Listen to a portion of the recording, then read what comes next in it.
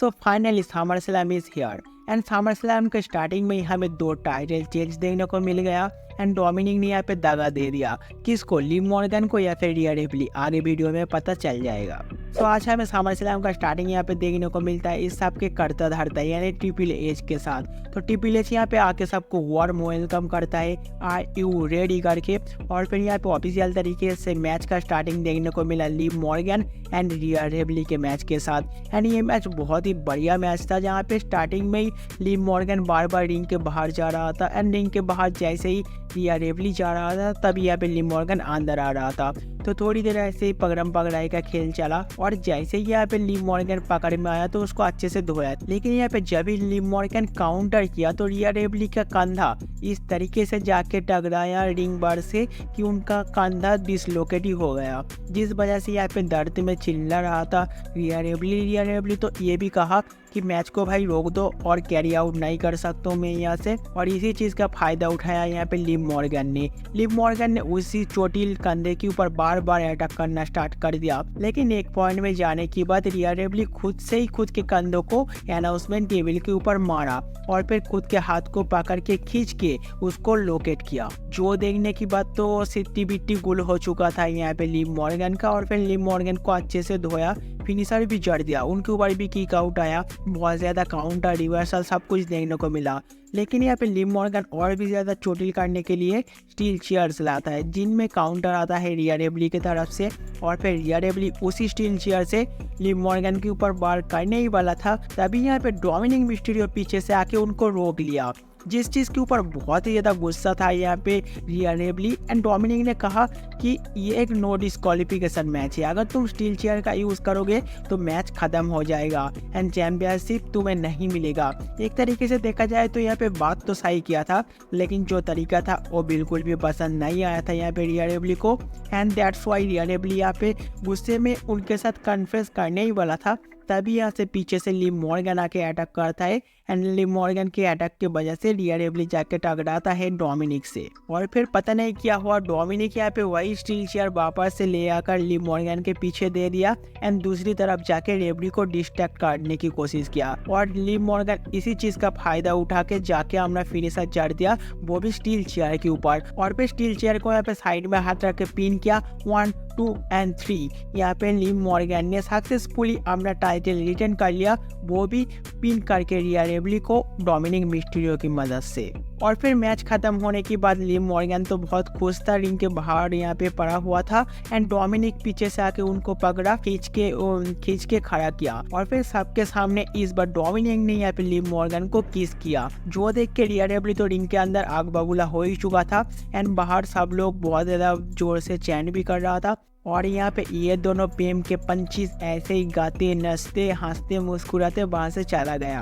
और फिर हमें यहाँ पे बैक स्टेज पूरा जजमेंट डे भी देखने को मिलता है जहाँ पे डेमियन प्रीस्ट बहुत ही ज़्यादा गुस्से में होता है एंड वो यहाँ पे फिन बैलर को सीधे सीधा क्वेश्चंस करता है, क्या तुम्हें ये पता था पहले से? तो फिन बैलर ने कहा कि भाई मुझे कैसे पता होगा। और फिर डेमियन प्रीस्ट ने कहा कि कहीं से भी इस डॉम के बच्चे को ढूंढ के लाओ, इनका आज कीमा बनाऊंगा। और फिर नेक्स्ट हमें शो के ऊपर और एक मैच देखने को मिला जो कि था intercontinental championship match Sami Zayn and Bron Breakker के बीच में। ये मैच मेरा एक्सपेक्टेशन के हिसाब से बिल्कुल भी नहीं था, क्योंकि सैमी ज़ेन जो कि गुंथर को पिन किया था, जो कि रोमन ने इसको पीछे से अटैक किया था एंड उनके साथ तो एकदम करारा कंपटीशन दिया, तो उनको इतना ज़्यादा लूज दिखा देना मुझे नहीं लगता कि ये कहीं से भी सही डिसीजन था कंपनी का। तो इस मैच के अंदर डेफिनेटली एक तरफा मैच चला जहाँ पे ब्रॉन बेकर ने सारे के सारे कंट्रोल ले रखा था, थोड़ा बहुत ऑब्वियसली कमबैक करने की कोशिश किया, लेकिन ओवरऑल जो कंट्रोल था वो यहाँ पे ब्रॉन बेकर के हाथ में ही था एंड ब्रॉन बेकर यहाँ पे एंड में जाके अपना फिनिशर जार के मैच को सक्सेसफुली ओन कर लिया। एंड मैच का लेंथ भी बहुत ज़्यादा छोटा था, एक तरीके से देखा जाए तो यहाँ पे बहुत ज़्यादा नाइंसाफी हुआ सैमी ज़ेन के साथ। और फिर हमें शो के ऊपर वापस से और एक टाइटल मैच देखने को मिला जो कि था यूएस टाइटल के लिए। यहाँ पे कंप्लीट करने वाला था Logan Paul and LA Knight. तो पहले तो यहाँ पे लोगन पॉल का शानदार एंट्रेंस देखने को मिलता है और फिर एले नाइट लोगन पॉल के उसी ट्रक के साथ आता है जो कि कल स्मैकडाउन में चुरा लिया था। और फिर इन दोनों का मैच स्टार्ट होने से पहले जैसे ही यहाँ पे रिंग साइड के ऊपर एले नाइट आता है, उनके ऊपर सीधा अटैक कर देता है यहाँ पे Logan Paul. And match start होने से पहले ये दोनों भिड़ जाता है एक दूसरे से। रिंग साइड में जाके लड़ रहा है, अनाउंसमेंट टेबल के ऊपर भी पटका दिया। एंड जो यहाँ पे ड्रिंक्स रखा होता है प्राइम के, वहाँ पे भी जाके टक्कर वगैरह खाया। यानी मैच स्टार्ट होने से पहले ये इस दोनों को बहुत ज़्यादा साथी पहुँच गया था। और ये दोनों रिंग के अंदर जाने के बाद ऑफिशियली मैच को स्टार्ट किया गया। एंड मैच स्टार्ट होने की बात यहाँ पे कंट्रोल ले रखा था पहले तो एले नाइट ने। एंड लोगन पॉल का मैच हुआ, लोगन पॉल एक शानदार मूव्स न करे ऐसा तो हो ही नहीं सकता। एंड इस मैच में भी देखने को मिला एक बहुत ही बेहतरीन मूव्स किया, जिसके साथ साथ यहाँ पे पूरा कंट्रोल भी वापस लिया लोगन पॉल ने। तो लोगन पॉल यहाँ पे रिंग साइड में रिंग रोप के मदद से रिंग रोप के ऊपर से बैक फ्लिप लगाने की मदद से एक तो कुछ मूव्स किया। तो पर्टिकुलर ये जो मूव्स है ये तो डेफिनेटली वायरल होगा ही होगा। तो आप लोग सोशल मीडिया पे कहीं ना कहीं तो देख ही लोगे। तो डेफिनेटली मैं यहाँ पे दिखा नहीं सकता, वरना में दिखाई देता।